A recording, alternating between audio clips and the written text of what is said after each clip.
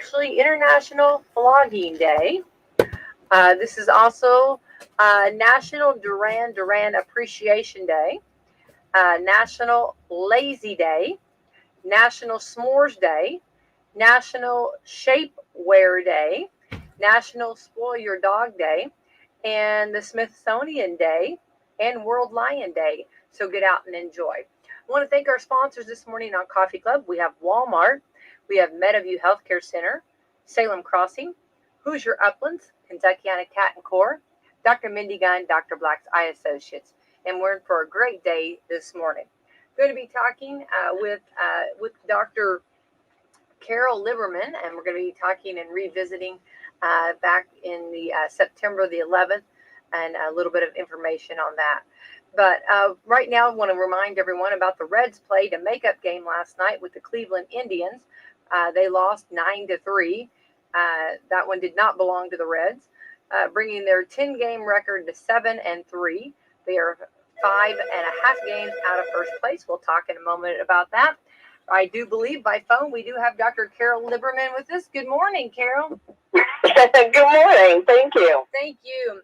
And this morning we do want to talk about, and we're about a month away from the September 11th date, and we kind of want to go over everything and go back and kind of remembering. And these are things that that on that date, so many of us have said we'll never forget, and I don't think we should ever forget. Do you feel the same? Well, absolutely. There's a long-time quote, those who forget history are doomed to repeat it. But there are so many reasons why we have to keep memorializing this day. And it's so sad that each of these 20 years, the acknowledgement of it has gotten less and less. But let me tell you some of the reasons why we have to keep memorializing it. One, of course, is honoring the victims and their families. Then also, in order to keep us prepared, build our resilience, we have to remember about it, to build patriotism. After 9/11, that is when this country, in recent history anyway, was the most patriotic, and we've kind of lost that. And then a key thing is that we may, especially after COVID, we may have forgotten about the terrorists and about 9/11, but they haven't forgotten about us. And in fact, during COVID, during these past years, actually during the past 20 years, they have been building up their resources. And just this month or last month, the Al-Qaeda has come out with their magazine, Inspire, which they hadn't had a new issue of since 2017. They came out with an issue, and it is encouraging people to attack, encouraging lone wolves and people to commit jihad. And they also came out with a video, and same thing, showing pictures of America. It's called America Burns, and it shows pictures of what is happening in our country right now, the political division, street violence, racial tensions, and so on. It shows our country imploding, and it's all of these, the magazine and the video are both for the same thing, to get people to attack America. So we may have forgotten about the terrorists, but they have not forgotten about us. Good reminders. Well, I want to give this at the end too, but Dr. Carol Lieberman, you actually are a board certified psychiatrist and the author of Coping with Terrorism, Dreams Erupted, and the Lions and Tigers and Terrorists, and Oh My, How to Protect Your Child from Terrorism. So we'll talk about those books in just a little bit, but we are about, you did mention 20th anniversary of 9/11. It's amazing to me how 20 years have flown by, and can we go over the details and about exactly what took place that morning? Sure, absolutely. On 9/11 in 2001, 4 planes were hijacked. And 2 of them flew one into the North Tower and one into the South Tower of the Twin Towers of the World Trade Center. And another one went to the Pentagon, and another one was headed towards Washington, D.C. That's Flight 93. But the brave passengers stopped back, yeah. The terrorists from continuing on their journey, continuing to drive the plane where they wanted. Of course, it meant that meant that the plane went down, of course. And so all of these, approximately 3,000 people died on that day. And we can't forget, it's not just the people who died and were injured on that day. It's also the first responders and the cleanup crews and people who have been working on ground zero in Manhattan, who have slowly over the years gotten sick, mostly from cancer, and died because of the toxic waste, the things from the building, materials from the building that were toxic, and that they were in for a long period of time, trying to find survivors, trying to find remains after that. And so it's really a larger death toll even than the 3,000 that is usually given as the death toll for 9/11. Right, yeah. Now, have you been to the museum in New York? Yes, I've been to both of them. Yes, they're very chilling. I've had the opportunity, and it was something when I went, I couldn't get enough information. And talking with those that were actually there, in the from the places that were nearby, and listening to their stories, it's so hard to wrap your head around when of that day. Yes, it is. I mean, it's a good thing, and it's kind of like the Holocaust. It's a good thing that there are people who actually survived, who were very close to, who were either in the buildings or families who were looking for their lost loved ones and so on, who can continue to tell the story. I mean, of course, in the museums are invaluable for that same reason. Yes, it's in the National Museum. I'm sure you were down in the part that I found the most chilling was that dark room where it flashes the photos of the people who died in the towers and gives their names and says a little thing about them. Do you know that room where you sit? It's just an empty room except for what's splashed on these walls. Right. Remember that? Yeah, I do. And I thought too, the letters that they were trying to write to their family members, and that was a lot too. Yes. And the whole everything, but it's interesting, Dr. Lieberman. Well, I went a week or so to New York, and I was talking to a lady that she was there, and she was actually she was actually in the building, the lower part of the building, one of the buildings, and she seemed like she said she was okay. And it's amazing how everybody handles differently. And she was the first one I'd ever heard of that, and she said that she had so much else going in her life that she had going on other things that it didn't affect her like it did some.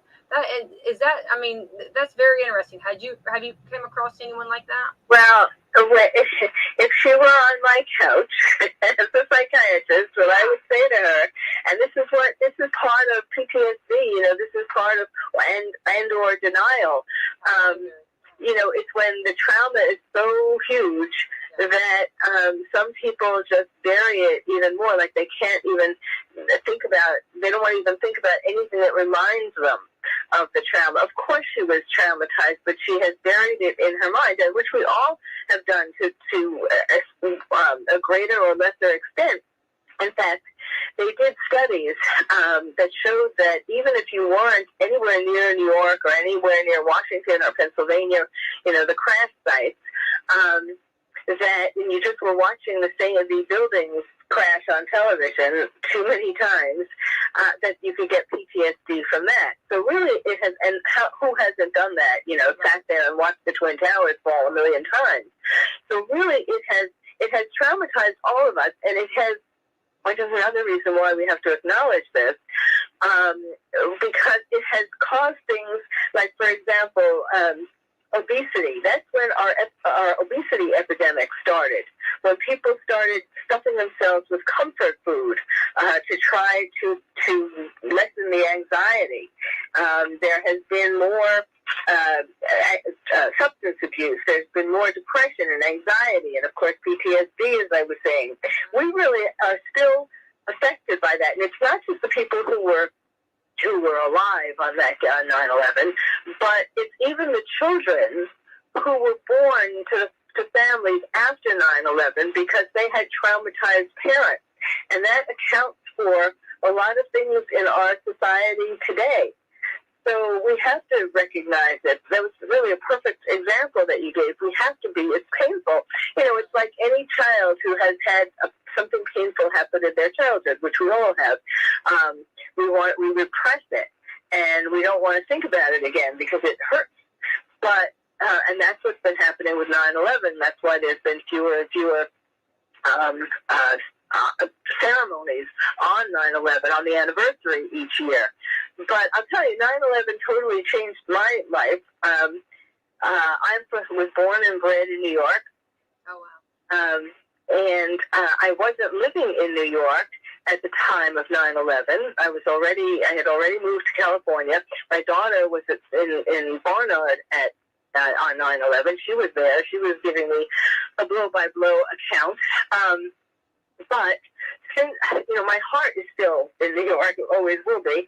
And so I decided to give a portion of my life, my professional life, to helping people cope with terrorism, the memory of 9/11, as well as the ongoing threat of terrorism every day. So I've written 2 books, as you mentioned, about terrorism. I still do a podcast called, I call myself the terrorist therapist. And I don't do therapy for terrorists, but it's, just what I said, helping people, both recover from 9/11 and be aware that they have to build resilience in themselves and their families since 9/11. And so I do this weekly podcast, the Terrorist Therapist Show, and I do speaking and so on. And I have devoted a part of my life to continuing to help people with this because, as I was just saying at the beginning, terrorists are not done with us, we don't want to think about that, but it is true. We have, especially also, we're coming out of Afghanistan now, terrorists are not happy with us, and it's been over 1,000 years that they have planned global jihad. So Americans don't think about that or want to think about that, but we have to, and we have to change it, make it a positive thing in the sense that it's a calling to make ourselves and our families more resilient, to make healthier, stronger nets for our children, and so on. Right. And I agree. And I'm happy that you are this morning with me, that you can share this with our listeners. This is good information. And going back to that lady that I did speak with, she had said too that like it was just, and you think about when you're there, I always like to see, or I try to understand what they might have been feeling somewhat. Of course, just I'm back here where we are in Indiana.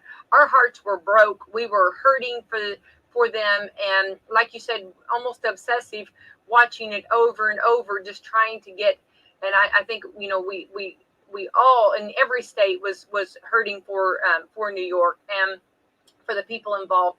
But going back, she said that at first everybody thought it was a gunman. They could not figure out. No one had figured. No one had thought. There was a disrupt, but they kept saying a gunman was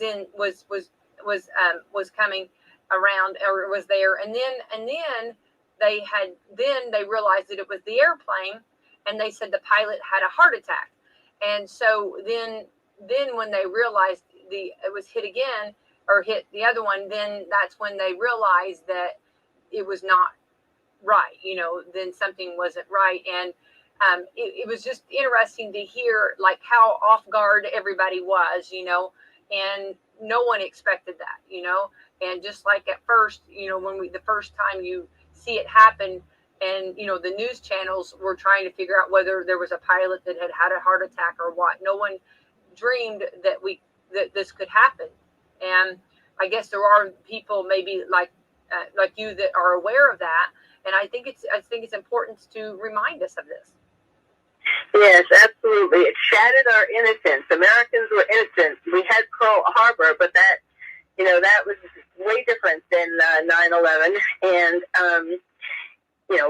not to diminish the significance of it, but but 9/11 was an attack actually on the mainland, which made it even worse and a bigger attack.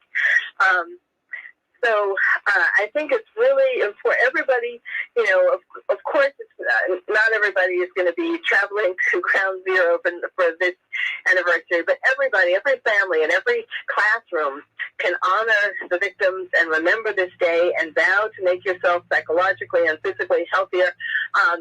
My book, Lions and Tigers and Terrorists, oh my, How to Protect Your Child in a Time of Terror.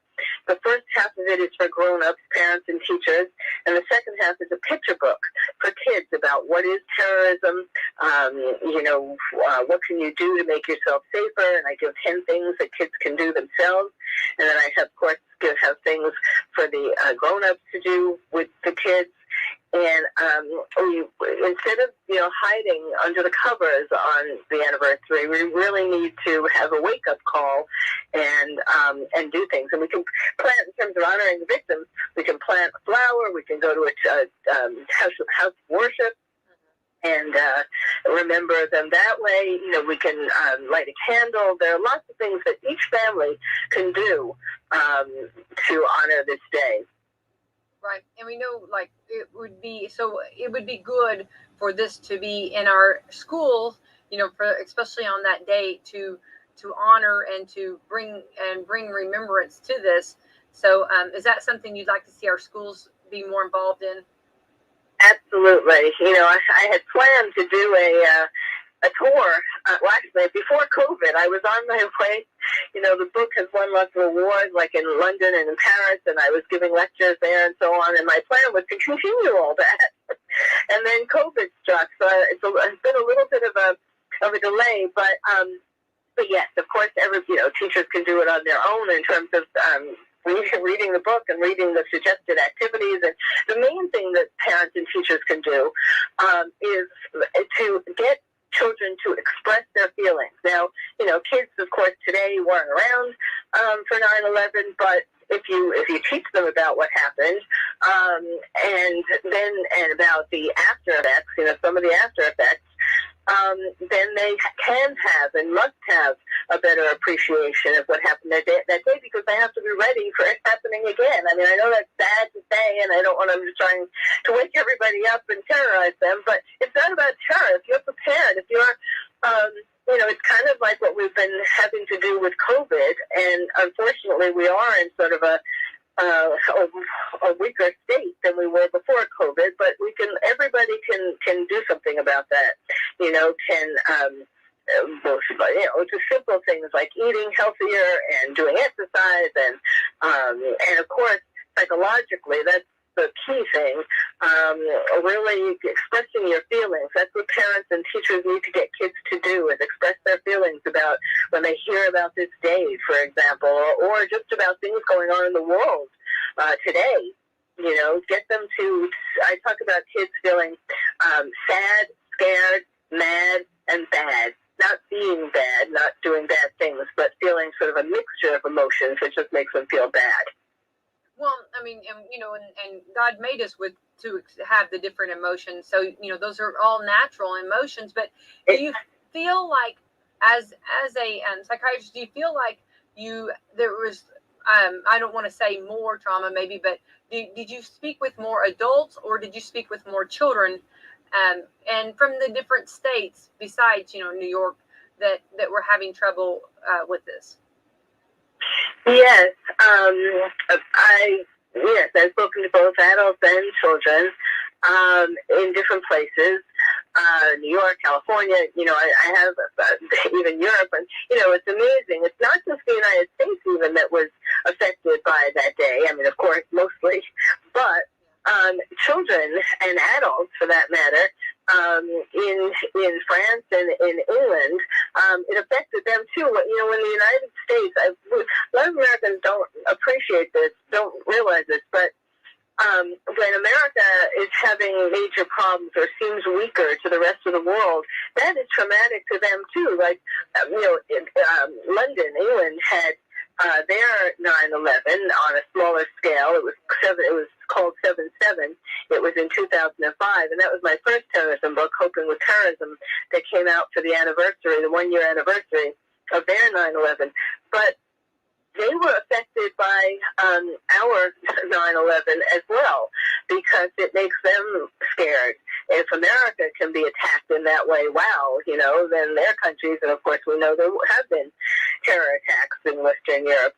So yes, it really affects everybody, and the more we can talk about it, talk about our feelings about it, the less it's like in the back of our mind affecting us negatively, and we're not realizing it. If we bring it to the front and talk about it and share with others, I mean, that was how we helped recover to some degree after 9/11. But everybody was talking to each other, as compared to COVID, where we're all we were locked in our little homes and really weren't able to share as much and support each other as much. But it is still something that we have to strengthen ourselves for. Right. And, even Alan Jackson, captured it in the song, talking about, about where were you, and the world, kind of just stopped. And do you feel like for that moment, and, a few days we had where everybody was a little nicer, everybody was a little more understanding, everybody was a little more appreciative. Do you feel like that? Yes, absolutely. We need to go back to those times, not to have another 9/11, but those were the days. Those were the days when we all came together, and I mean, really, when things, with all the problems that we're having now, it almost seems like the thing that would bring us all together, all these different divisions that we have, are really so unhealthy for each person and for the country.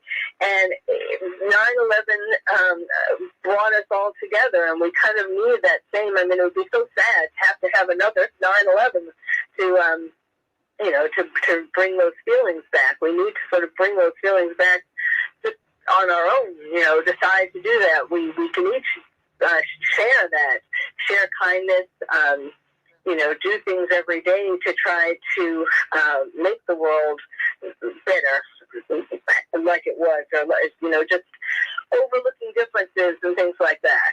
Right. Well, it seems like, you're talking, and I don't know if this is the right word, two major, tragic, moments in our history, talking about 9/11, how we responded afterwards.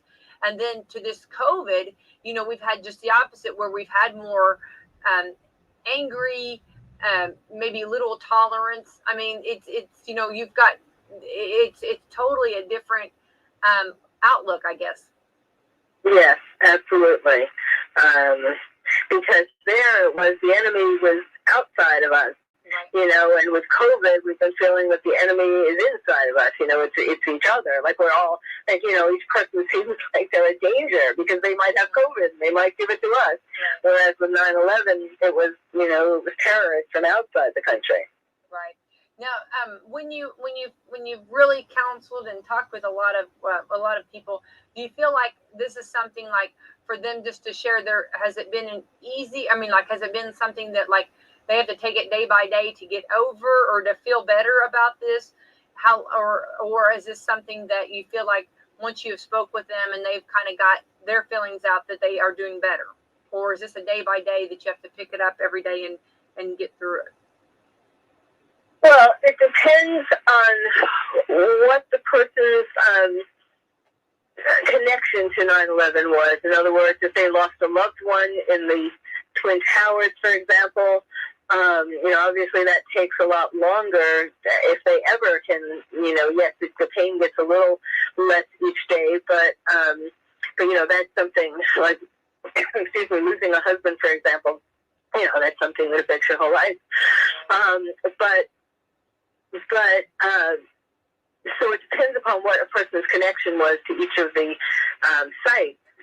But and also it depends upon what the person was like before 9/11. In other words, if you are someone who has had, already on that day, suffering from depression, let's say, or you had an anxiety disorder or some other kind of psychological disorder, then it would likely have affected you more seriously, regardless of where you were, than someone who started out, with a healthier psyche. So that's part of it. Another part of it is how much support you have, whether your family is very supportive, your friends that are very supportive. There are all of these different factors. Sometimes, interestingly enough, people who have had trauma, serious trauma before 9/11, that sometimes they are able to deal with that 9/11 trauma or some other kind of trauma better if they strengthen themselves after the original trauma. Do you know what I mean? Very interesting. Very interesting. Dr. Lieberman, you are just wonderful to talk with. And let's talk, I know I've kept you longer probably, and I appreciate your conversation. And I want to know and remind everyone about where they can get your books, and tell us again your books again. Sure. Well, the latest one is Lions and Tigers and Terrorists, Oh My, How to Protect Your Child in a Time of Terror. And you can get it on Amazon. And also you can find out more from my website, terroristtherapist.com. And then, of course, the podcast, the Terrorist Therapist Show, is wherever podcasts are. You can just Google that. Well, awesome. Thank you so much for talking to us, and we will see, maybe it's a good eye-opener for our children and for our families to talk with our children, and this would be a great opportunity to talk at supper table about. Exactly. Well, exactly. Thank you, Dr. Lieberman. Stay safe and stay healthy, okay, hon? Thank you. You too. All right, bye-bye. All right, very interesting, very interesting. We will be having Lieutenant Governor Susan Crouch calling in. We're going to be talking with our Lieutenant Governor very shortly. But while we wait for her, I do believe we can go ahead and give the statistics from the health department. This was actually the Indiana Department of Health, that is, about our COVID stats. For most of the listing area, we were at 9%. Lawrence County had 23 new cases with 129 deaths. Jackson County, we'll come back to that in just a moment. And I do believe we have Lieutenant Governor Suzanne Crouch. Good morning. Hi, Becky. How are you? Fantastic. How are you doing? Oh, my goodness. I'm doing great. It's a great morning. It is beautiful, and how wonderful in our beautiful state to be a part. Of course, we got our big state fair going on, and I know you've been very active up there. Oh, well, as Secretary of Agriculture and Rural Development, the State Fair is one of my favorite times of the year. It's where we get to come together and enjoy everything that is brought to us by agriculture, and from the DNR building to the Farm Bureau building to Midway rides to the foods to the Indiana Grown store. I mean, it's just an incredible, great time of the year. Is it amazing to see the new stuff and to see when everybody brings out the exhibits from the 4-H'ers and everything, that so much goes into making up the state fair? It does, and of course, last year we didn't have a state fair, and it like so many other things, we just didn't have a lot that was going on last year due to coronavirus. But, this year we're back, and it almost seems when I'm out there that people are more excited than they've been in the past and enjoying things more, and the crowds are great, and it's just a great celebration. I'd encourage everyone to make the trip to Indianapolis and take part in the Indiana State Fair. Right. In the ag photo contest, some of the winners from down here in the listing area, Sellersburg, Seymour, Lagodi, all around. It's really kind of interesting because, yes, we had 3 winners from your listening area. And what we did is every year we have a a photo contest, an ag photo contest that is put on by the Indiana State Department of Agriculture. And there are 4 categories that individuals can submit their photos for: agritourism, conservation, basis of agriculture, and on the farm. And the photos have to be taken in the state by an Indiana resident, and then we judge them based upon creativity and composition and category representation. And so this year, in those 4 categories, 3 winners from your listening area. In the agritourism category, it was The Magical Midway by Janice Stewart from Knob. In the Faces of Agriculture category, it was a photo titled 4-H by Andy Pollard from Seymour. And then on the farm category, it was Among the Flowers by Cecile Dreyer from Sellersburg. So actually, that's pretty unusual in the 4 categories where you could have a total of 8 winners. 3 of the winners came from your listening area. But then maybe it isn't surprising, Becky, because it's such a big agriculture area down there. God's country. That's right. You're absolutely right. It was such an uplifting experience to see these photos, and they will actually hang in the offices of my family of business. And being able to enjoy all year round the beauty of our state's agriculture landscape in the offices is what is really enjoyed by our employees, and keeps reminding us of why we are doing what we're doing at the Indiana State Department of Agriculture. It's to promote agriculture in Indiana and to lift up our farmers and our farming families and communities, because, as you know, we are the 10th largest farming state in the country. Absolutely. Well, agriculture, it's a big business. It is, and they're the ones that feed us. So we have to give huge respect, and and all of the hours and all of the time that they put in. And of course, we know Mother Nature can play not a good role sometimes whenever not enough rain or too much rain or weather conditions, or wind. There's so much that goes into it, so you have to give huge respect, and they are the backbone, and we have to make sure that we recognize them in all that they do. That's absolutely right. When I talk to Rotaries and Chambers, and I talk about big business in Indiana, they don't automatically think of agriculture, but let me tell you, Becky, agriculture is big business in Indiana. It contributes over $31 billion to our state's economy. So you're absolutely right. It's about the food we eat. It's about the food we buy at the store. And farmers and farming communities and agribusinesses are feeding not just Hoosiers, but they're feeding people all over our country and the world.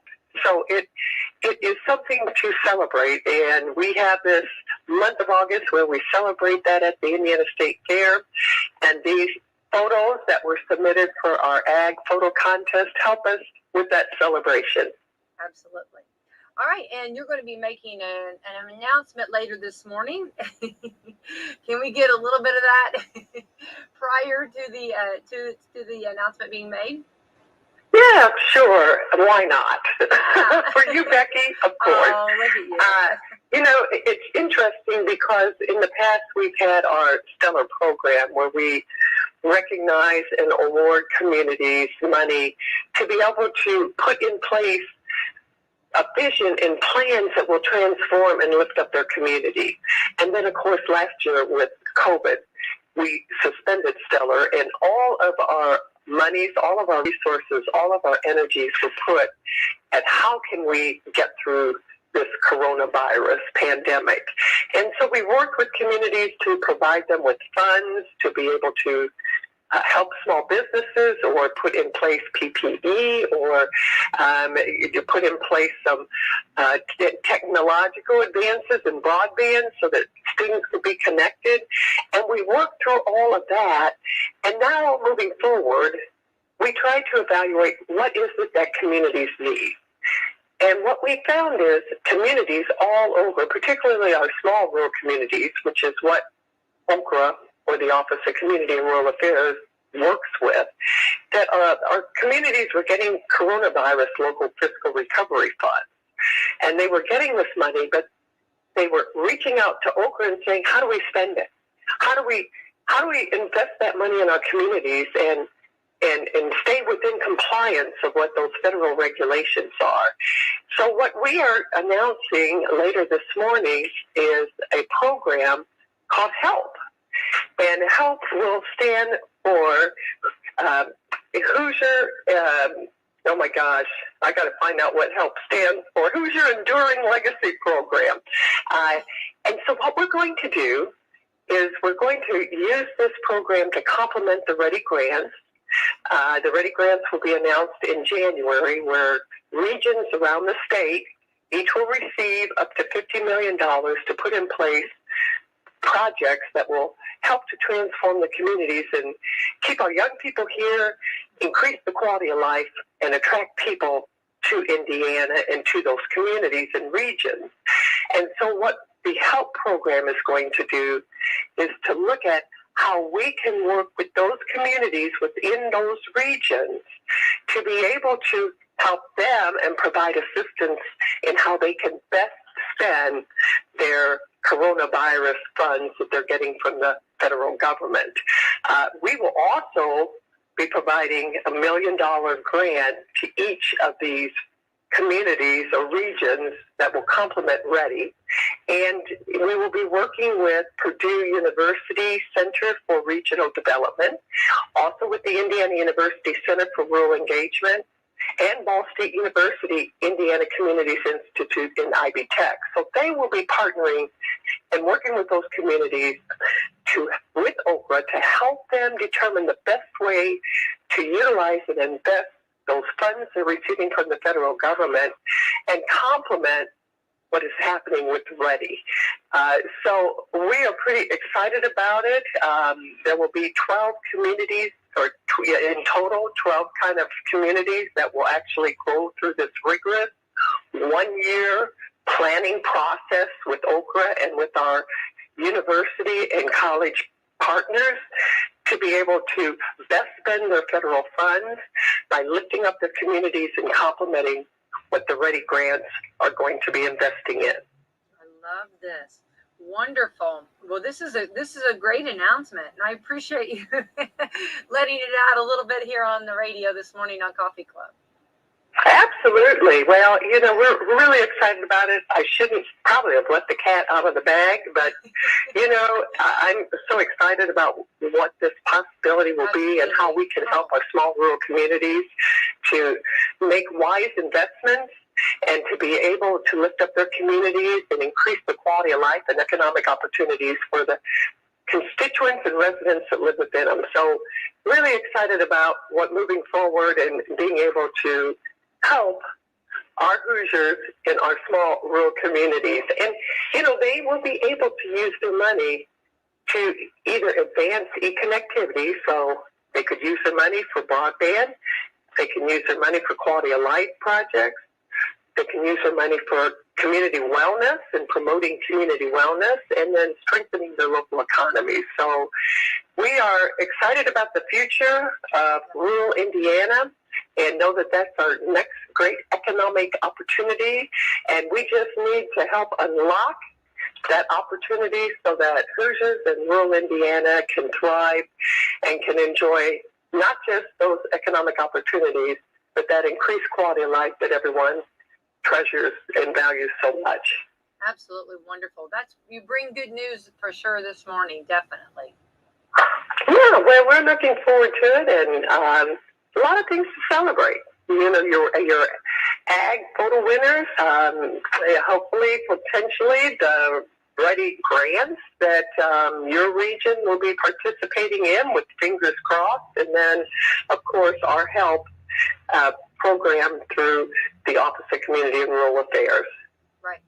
And I want to, of course, I'll send you a personal invitation, but we will be actually doing the groundbreaking on our safe rooms at the high school and the middle school for Salem, and which is very exciting. And that'll be on September the 13th, and we're excited about that. We already have broke some ground already. They got ahead, and which was anytime when construction, you you do it whenever you can get it done, especially us. But anyway, it's very exciting, and would be honored to have you there with our groundbreaking. Sure. And the safe rooms, is that a safe place for students to go to? For tornadoes, yes. We have one at the elementary school, and you had visited that, and we'd love for you to come back and see what we've got going on for the middle and high school also. Well, you know what? Send that invitation on the way, and if I can make it, I'll be there. I think it's wonderful what you're doing. We'd love that. Yes, anytime we can keep our children safe, and our community can be used by that too. And we also are using it when it's not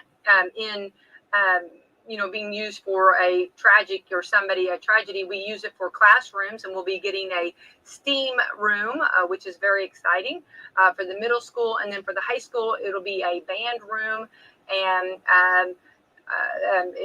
some other, I'm trying to remember the other usage of it. But anyway, so it's going to be utilized, and we're very grateful for it. But also, it's there if we should need it, which we pray we don't ever, but it's there. Well, that's absolutely right. And you know what? You always want to prepare for, hopefully, something that'll never happen. Right. Well, a lot of great things going on in our beautiful state, and job opportunities. I know you speak of that, and great employment, information, and for people here, and a lot of great things going on. And of course, right now we are celebrating with our Indiana State Fair. I've got tickets for our listeners to send some lucky listeners up there and have a great time. But I do have to ask you, what's your favorite fair food? What is my favorite fair food? Oh my gosh! You know what? I'll tell you where I've been spending my money is at the Indiana Grown Store, because they have Hoosier products that have been grown and produced and processed, and they have healthy options, and then they have some, kind of some options that, like the fudge cup that I'm holding in my hand right now that I got there, and I also got another little peanut butter fudge candy corner. So maybe I'm not eating that healthy if what I'm buying at the Indiana Grown Store is candy, but it's all made here in Indiana. So that's where I really spend most of my money, and most of my time is there at the Indiana Grown Store. And I bought popcorn there, and as you know, this past General Assembly, the Indiana legislature made popcorn an official snack, so I bought a couple of ears of popcorn, and it comes with bags that you can put the popcorn in, stick the ear of corn in the microwave, and within 3 minutes, you've got popcorn. It's so cool. So, go to the Indiana Grown Store. Well, I'm glad I love to get ideas, and I'm going up this weekend, and I definitely will stop by. Something I always look forward to, they take, different vendors have bacon, and they dip it in chocolate, and they call it pigs in the mud. And so, oh no, you're kidding! Oh no! If our paths cross, I'm going to take you and buy you some pigs in the mud. So really healthy. Yeah, it's no calories at all. It's the salty and the sweet. It's really good, and of course, I'm a huge favorite. One of my favorites is the Dole Whip ice cream. So that's an all-time favorite, and of course, any of the homemade ice cream and the different setups of those I like to get. So it is a fun time, and I guess we need to be grateful that our fair only comes once a year on that, our state fair, because of all the calories and all of the great food, right? Yeah, but we celebrate agriculture every day here in Indiana, but absolutely right. Yeah. Indulgence that thank goodness only happens once a year. Right. And and one more that my daughter says that she cannot wait to get. It's a corn dog with the hot dog is put in a pickle and then deep fried. It's like a corn dog pickle. Oh my gosh, I hadn't heard of that one. I'll have to check that out for sure. Well, we're going to have to take you around, okay? Well, thank you so much. You enjoy, and let's hope our Definitely. Well, always fun. Lieutenant Governor Suzanne Crouch, we are so proud to talk to you this morning, and I appreciate your friendship and how awesome you are, and you staying in touch with us and keeping us in the know and all that you do. Thank you so much, and you have a terrific, beautiful Tuesday morning. Well, you too, Becky, and I'll see you at the State Fair. All right, sounds great. Thank you. Bye-bye. Bye-bye.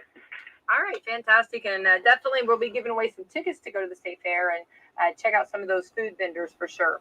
All right, we were talking. I was getting ready to give the information about definitely about the COVID reports. I believe we were talking about Lawrence County. They had 23 new cases, 129 deaths. Jackson County had 5 new cases, 77 deaths. Jennings County had 10 new cases, 50 deaths. Orange County had 8 new cases, 56 deaths. For Washington County, we had 6 new cases. We have 38 deaths. Scott County, 6 new cases, 58 deaths. Clark County, 27 new cases, 199 deaths. Floyd County, 17 cases, 183 deaths. Harrison County, 11 new cases, 77 deaths. Crawford County, 1 new case, 17 deaths. So every one of our listing area counties have got new cases. And for Washington County, right now we're at 8.9% positive rate.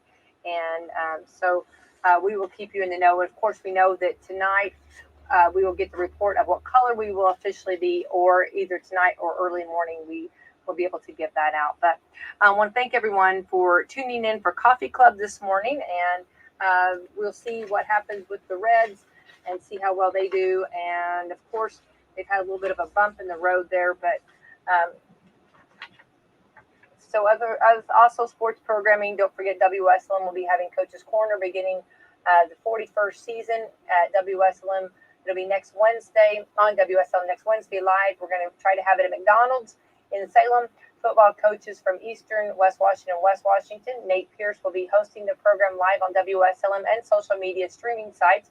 It's the first regular season games for high school football. Will be next Friday night. Salem will play at North Harrison. West Washington will play at Eastern. And most college and NFL action will begin in September. WSL will be broadcasting its first college game on August the 28th with Hawaii and UCLA. And so exciting time for sure, a busy time for sure. But again, thank you so much for tuning in. And our sponsors, Walmart, Meadowview Healthcare Center, Salem Crossing, Hoosier Uplands, Kentuckiana Cat and Core, and Dr. Mindy Gunn, Dr. Black's Eye Associates. Everyone have the best day ever, a terrific Tuesday. Thank you for tuning in on Coffee Club this morning. KCC Dumpster Rental for your cleaning projects is easy with KCC Disposal. If you are a homeowner and you're cleaning out your garage, or you're a business owner with a cleanup project, a rented dumpster can be the perfect solution. Everything can be tossed into one container, out of sight and out of mind. My dumpsters are rented up to 5 days. Just give KCC a call to get a quote and set up a time to get your dumpster delivered. Get rid of all this junk by calling KCC Dumpster Service at 812-946-0774. Or message us at Kentuckiana Cat and Core on Facebook. Thank you for your business, and God bless. Hi, I'm Quinn Buckner, a proud member of the American Senior Communities team. On the court, I've seen my fair share of victories. But as a nation, we now seek a victory through vaccination. Come on, give me a V. I took it. Of course I took it. The COVID vaccine may feel rushed, but is actually the result of focused collaborative work by experts. Safety steps have not been skipped. Give me a B. American Senior Communities, where caring people and teamwork make the difference. The best entertainment value of the summer returns in 2021, bigger and better than ever. Your Indiana State Fair free stage performance schedule brings you all the sounds of summer, including Josh Turner, Home Free, Casting Crowns, for King and Country. A year you won't want to miss. All shows are free with paid fair admission. Visit IndianaStateFair.com today. WSLM will be back everywhere you are this fall for high school football action. Get in the WSLM Sports Zone on 97.9 FM, 1220 AM, and online at YouTube, Facebook, and Twitter. That's right. You can stream your favorite local team online at your choice of platforms, plus listening live on the radio. Follow the West Washington Senators, Salem Lions, and Eastern Musketeers and their Patoka Lake Athletic Conference and Mid-Southern Conference opponents beginning in August. We'll be unveiling our new sports broadcasting team for 2021 soon, so stay tuned to see who will be bringing you play-by-play action each Friday night. And stay with WSLM on your drive home from the big games with Coach Bob Lovell on Indiana Sports Talk from 9:30 p.m. to midnight each Friday and Saturday night. When you're listening to WSLM, you've got front row seats to all the local college and NFL action. New babies, sports physicals, 3D mammograms, primary care, pediatrics, oncology, advanced orthopedics, lung screenings, and surgery. From providing community health services to performing the most innovative procedures, the exceptional doctors, nurses, and staff at Schneck have been caring for friends, families, and neighbors for over 100 years. Schneck, healthy together. This is Melissa Jeremiah with Hoosier Uplands Home Health Care and Hospice. Our professionals are available at 812-849-4447 to answer any questions you have regarding home health care or hospice. Summer break has ended for our children. Please be mindful of our community's children. Slow down, be aware, and drive safely. Every child should have a safe walk to school. Our family at Hoosier Uplands would like to wish you a safe school year. It's starting to warm up outside, and Brad, you know what that means. Brad, what are you looking at? Oh, I was looking at the grills. What? The grills are coming in, Becky. It's grilling season at Walmart. Check out our great selection of charcoal, gas, and pellet grills, and our selection of Blackstone griddles. And after you've picked out the perfect grill, head on over to the produce and the meat department and get great deals on grilling vegetables and pick up the perfect combination of fish, seafood, pork, chicken, or steak to make that first great outdoor meal of the season. And if you're starting that outdoor patio, Walmart has fire pits, gazebos, folding and plastic chairs, and all the landscaping, plants, mulch, and rock to make your special place a great summer to relax. Flowers and garden plants are coming in every day, and we have everything you need to get your garden started right. Fertilizer, seeds, tools, and more. And of course, if you're looking for professional outdoor power tools, Walmart carries a wide variety of Hart brand cordless push mowers, chainsaws, blowers, and hedge trimmers that all run off of powerful 20 and 40 volt batteries. They're made by Milwaukee and put the power to clean up around the house in your hands. Hey, Brad, I'm going to need several carts. Hey everybody, it's Brad from your local Salem Walmart. As most of you know, we are doing a remodel right now to refresh and give a new look to your very own local Salem Walmart. We appreciate all you customers being patient with us and just want to say bear with us, and come July, it's going to be an amazing new shopping experience for you all. And as always, we appreciate your business at your local Salem Walmart. Dr. Minigun invites you to her new high-tech office in Salem at 1350 South Jackson Street. Her office is a part of Dr. Brad Black's Eye Associates, regarded as one of the leading eye care centers in the United States. The combined practice eye doctors and surgeons have helped thousands of people enjoy better vision. Dr. Mindy Gunn is committed to excellence because the people from Kentuckiana turn to her for answers, and patients turn to Dr. Gunn for the best eye care treatment available. If you're experiencing vision problems or having problems with your current glasses or contacts, give her a call today at 812-896-1717. Dr. Mindy Gunn is seeing patients for the latest in advanced eye care. You can get glasses, contacts, or prescription sunglasses. Come visit Dr. Gunn at Dr. Black's Eye Associates in their new high-tech paperless office today. They are closed on Mondays, open Tuesday 9 to 6, Wednesday 8 to 5, Thursday 9 to 6, Friday 8 to 5, and every other Saturday 8 to noon. Most insurances are accepted and affordable payment options can be worked out with you. To schedule your next eye appointment, again, call 812-896-1717. You'll be glad you did, and she'll be glad to take care of your eyes. Caring people make the difference. You can feel it the minute you walk into Meadowview Health and Rehabilitation. Experts in long-term care. Not just doing a job, but following a calling.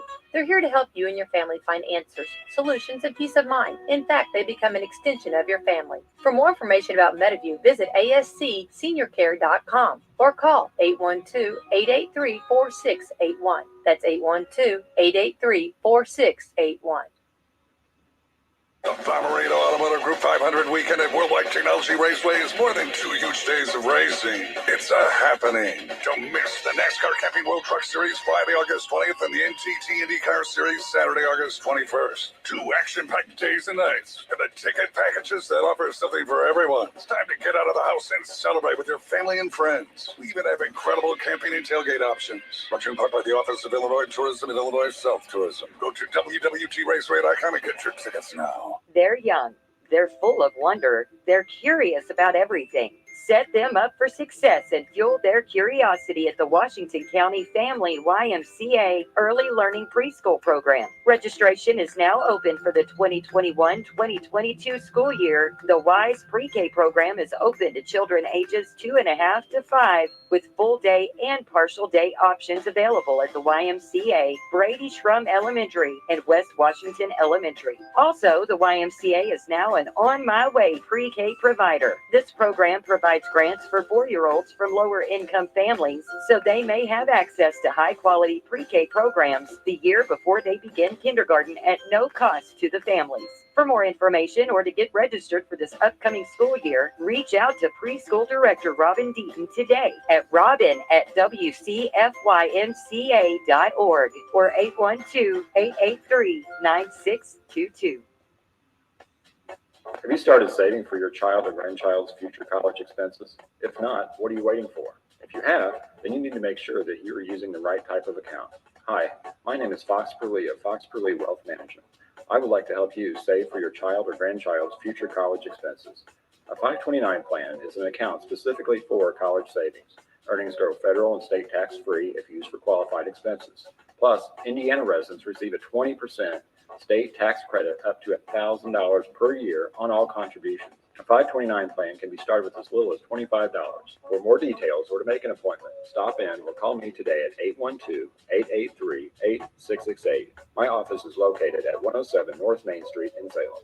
An investor should consider the investment objectives, risks, and charges and expenses associated with municipal fund securities 529 plans before investing. More information about municipal securities is available in the insurer's official statement. The official statement should be read carefully before investing. Please note that Cetera Advisor Network nor any of its representatives give tax advice. Any state-based benefit should be one of the many considerations when investing in a 529 plan. For complete details, consult with your tax advisor or attorney. Securities and advisor services offered through Cetera Advisor Network LLC, member FINRA SIPC. Cetera is under separate ownership from any other named entity.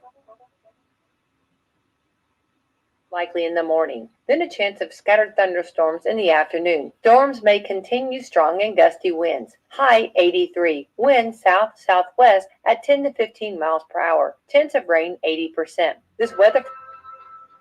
You and your family deserve to get out of the house, and Carlos Bravo and his family are waiting for you at El Camino with fresh hot food just for you. There's no better place to bring the family to celebrate the weekend, a birthday, or just have a great meal of some of the best Mexican food around. And if you're really celebrating, try their new Margarita Towers. Who doesn't love tacos? El Camino's is the best place to eat tacos. And if you're trying to do a little better this year, they have some low-carb options like the keto tacos with chicken or steak in a delicious cheese shell topped with fresh avocado or the equally delicious burrito bowl. Carlos and his family know your family deserves some time out. So head over to 403 South Main Street in Salem. Call ahead at 812-586-0199 for carryout, or dine inside or outside on the patio. There's a full bar and daily food and drink specials. Try El Camino's today for good food that's hot and fresh every time.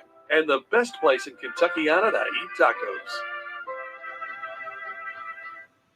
NPP in Campbellsburg, Indiana is hiring. We are direct hiring again for production roles and would love to talk to you about joining our growing team at our Campbellsburg plant. NPP is a premier powdered metal manufacturer in the area. So come in, check us out, and find out how you could have a rewarding long-term career in manufacturing along with a safe place to work, competitive wages, 401k with company match, tuition reimbursement, and even a free health insurance option, plus so much more. Check out their website at mppinnovation.com or visit their lobby at 596 West Oak Street in Campbellsburg. Bomarito Automotive Group 500 weekend at Worldwide Technology Raceway is more than 2 huge days of racing. It's a happening. Don't miss the NASCAR Camping World Truck Series Friday, August 20th and the NTT IndyCar Series Saturday, August 21st. 2 action-packed days and nights and the ticket packages that offer something for everyone. It's time to get out of the house and celebrate with your family and friends. We even have incredible camping and tailgate options. Brought to you in part by the Office of Illinois Tourism and Illinois South Tourism. Go to WWTRaceway.com salem.com and get your tickets now. Hi, I'm Shelby Lehman, the new manager of your Salem Papa John's, and I'm excited to see you at the store. I'm a familiar face as I've been working here with my husband, Sean, over the past few years.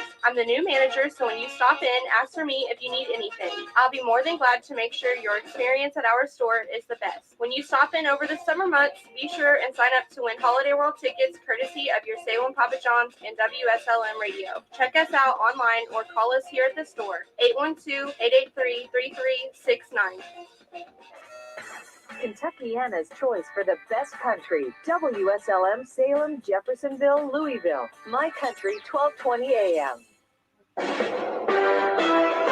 NBC News Radio, I'm Scott Carr. A final vote on the first part of President Joe Biden's U.S. infrastructure plan is now just hours away in the Senate. Democratic Majority Leader Chuck Schumer says both sides have reached an agreement. There are two tracks for the bipartisan bill. One deals with traditional infrastructure. The other tackles climate and problems families are facing. If the bill passes today as expected, it goes to the House. New York Governor Andrew Cuomo is reportedly trying to negotiate a deal to squash the impeachment probe against him. Sources tell the city the governor is trying to convince top state lawmakers to abandon the impeachment investigation if he agrees to not run for another term as governor. The outlet says lawmakers aren't buying that deal. His top aide, Melissa DeRosa, resigned Sunday night. School is starting up in Florida. Republican Governor Ron DeSantis has banned schools from requiring masks. NBC's Kerry Sanders reports DeSantis has threatened to cut funding if districts try to require masks, though some districts are anyway. 7 states, including Florida, have banned mask mandates. So school administrators here won't know until the end of the day how many of the 47,000 students that are going to school here, how many parents decided to keep their kids back. The coronavirus is still impacting the way people get their food. Rory O'Neill reports.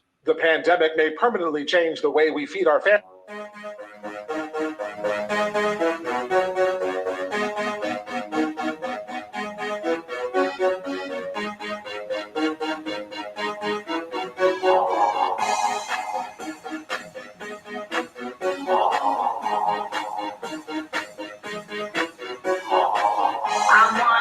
Away, I wanna have some fun. Shake me, then you make me tickle my funny bone. I love it, whether it's a Monday or a Friday, I don't care. And now that I've been hooked, there's nothing else that can compare. Oh, oh, oh, oh, oh, oh. This show is hot, other shows are not. Oh, oh, oh, oh, oh. This show is hot, other shows are not. I found my